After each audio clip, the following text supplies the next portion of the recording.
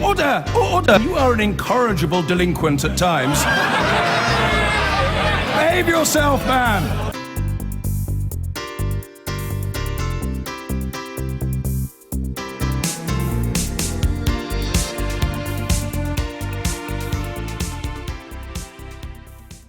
It's a dispute that began as far back as 2014, but it became increasingly bitter after the government announced in February that it would impose new contracts on junior doctors from this summer if agreement could not be reached.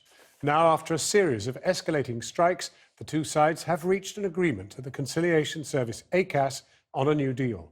The junior doctors will now be balloted on the outcome. Our health and social care correspondent Victoria MacDonald has this report. Just for the moment, the temperature in this heated dispute appeared to have fallen. After 10 days of talks at the conciliation service ACAS, the government and the junior doctors appeared to have reached an agreement on the contract. The negotiators from both sides have worked with great intensity and in a good spirit, I would say too, to achieve this breakthrough.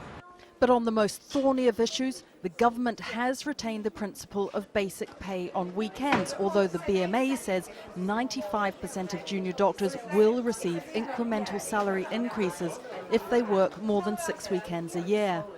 So what we're going to do is look at the weekends as a allowance and try to find a new way that those allowances will be distributed. It moves away from the problems we had before with hourly rates and worrying about Saturdays specifically.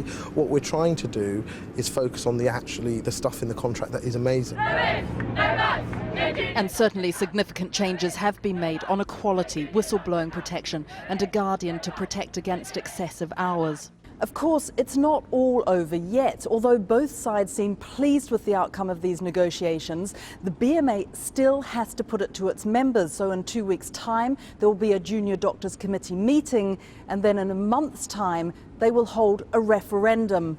They will be asking the junior doctors on the ground what they think of this new contract. And it is not clear that it will receive a resounding endorsement. Yet there were times during this dispute when even these concessions seemed out of reach. This was the moment when it all seemed to change. April the 26th and 27th, the first all-out strike, when even emergency cover was withdrawn across England. Predictions that fewer junior doctors would strike this time proved wide of the mark. 78% went out. Public support was expected to plummet at this point. It didn't. And dire warnings that patients would come to harm, well, that didn't happen either. Suddenly the government's determination to ride this out, to impose the contract, looked shaky. It has taken nearly 3 years to get to this point. Formal negotiations began in 2013. But they fell apart in August 2015 after the government threatened to impose a contract. A brief return to the negotiating table over Christmas failed, and between January and May there were 5 strikes. And the ante was upped on this day in February when the Health Secretary announced on the advice of Sir David Dalton that he would impose the contract. He has asked me to end the uncertainty for the service by proceeding with the introduction of a new contract that he and his colleagues consider both safer for patients and fair and reasonable for junior doctors. I have therefore today decided to do that. Over the course of the strikes, 140,000 operations and outpatient appointments were cancelled. Repeated public and private pleas from the Royal Colleges also failed to change the government's mind. They had tied these negotiations to their election pledge for a 7-day NHS, although this had not been on the table when negotiations began back in 2013. But on May the 5th, a suggestion from the Academy of Medical Royal Colleges for a 5-day ceasefire was accepted and talks resumed. Victoria MacDonald. Well, just before we came on air, I spoke with the Health Secretary, Jeremy Hunt. I asked him whether he now accepted that Saturday was not a normal working day for junior doctors. Well, the contract that we have now agreed actually does say that doctors will work a certain number of weekends every year at normal pay rates, and that was the big change that we needed. The reason you that we wanted them had to work all weekends at the normal pay rate. Well, all weekends that they ever did work would have to be at the normal rate. No, that's not correct. The contract that we were going to impose if we'd not reached agreement today would have said that there would be additional pay for anyone who worked one weekend a month or one Saturday a month or more. But for anyone who worked less than that, it would be at standard pay. And broadly, what's been agreed today is the same package. Instead of 11 weekend days a year, this is actually 12 weekend days a year, or 6 full weekends. The big point here is that if we're going to improve the quality of weekend care in our hospitals, we need to make it easier for hospitals to roster extra doctors at weekends. Yeah. And this brings down the extra cost of employing more doctors at weekends by about a third for hospitals. Well, so it's that's very, very accepted. significant. Well, yeah, but it's very, very significant. That's accepted, but what you've also said today is you now see the value of talking. You said this is a product of talking. And talking is what you refused to do when you said you were going to impose this contract. And now it's a contract you're not going to impose. We always wanted a negotiated outcome. With respect to Secretary of State, these talks have been going on for 3 years, and in the first year, the whole aspect of Saturday working, the whole idea of the 7-day NHS was not in the mix. There were other issues which were being successfully negotiated. Today, you've accepted what the doctors have been saying all along, that this is not just about pay. It's about the whole workings of the NHS. Finally, you've accepted this. Well, I fully accept that the bugbears and frustrations of many junior doctors are about more than just their contract. But what I needed to do as Health Secretary is address the issue of how we improve weekend care in our hospitals. This was a manifesto commitment that we were elected on a year ago, to have a safer 7-day NHS and to be able to promise all NHS patients that no matter what day of the week you're admitted to hospital, you'll get the same high quality care. So we needed to make this reform. Let's just look forward then. Next are the consultants. You're going to treat them the way you've treated the junior doctors? Well, I think the lesson of what's happened is that discussion and dialogue is the best way to resolve these problems. We've had a lot of difficulty in having that discussion and dialogue, but when we finally were able to have it, we got, Gosh, I think, what a painful discovery. It's taken you threats of strikes, actual strikes, it's taken total disruption of the NHS, and you say you've now discovered that talking's a good idea. Well, with great respect, John, you're suggesting that the reason that we didn't have a negotiated outcome was because of decisions that I took, and that's fundamentally not the case. We had, when I announced that we needed to make these reforms last July, the BMA refused to negotiate at all. They went straight to a ballot for industrial action. They called industrial action before even being prepared to sit and talk to the government. Given the toxicity of this whole situation and much of it swirling around you personally, are you considering your position tonight? No, I want to be Health Secretary for a long time. I'm passionate about the NHS. I'm passionate about making our NHS the safest, highest quality healthcare system in the world. That's what I believe in. Secretary of State, thank you very much indeed for talking with us. Thank you.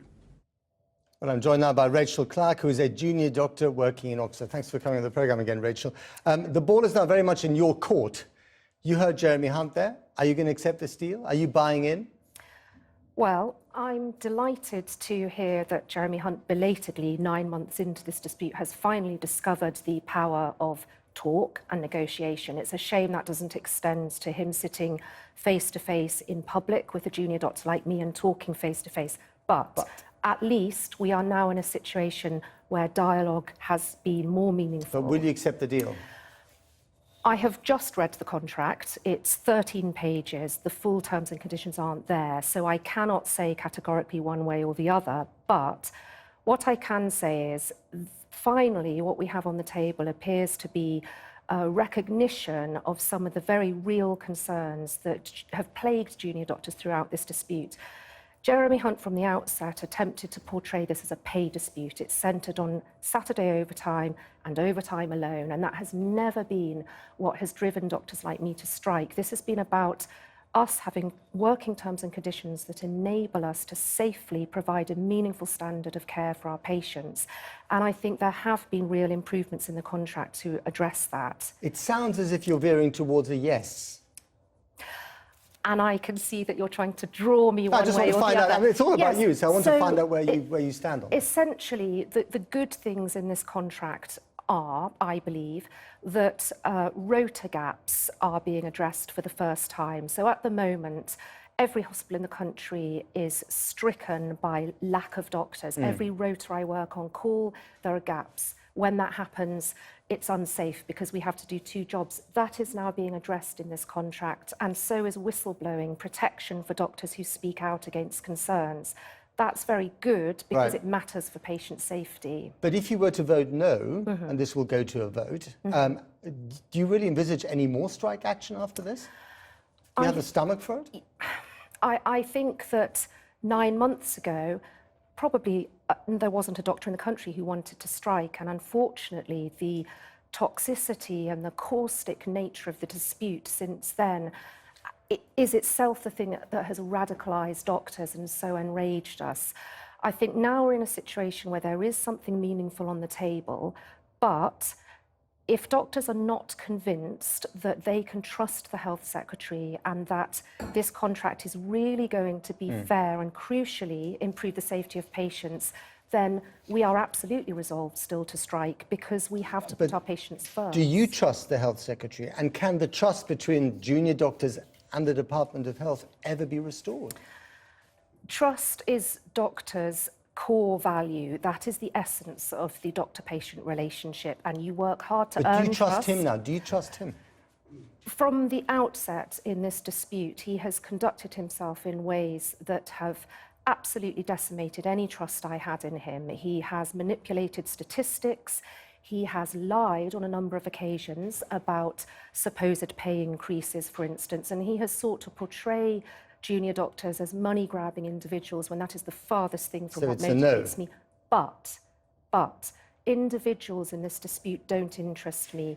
Jeremy Hunt is the current health secretary. Health secretaries come and go. What matters is our patients. And if this contract really genuinely is an improvement on what we had before in February, then I think doctors will vote for it. But we assess the evidence very, very carefully, and we will do that in the ensuing days and weeks. Sounds like watch this space. Rachel Clark, thank you very much indeed. I've been getting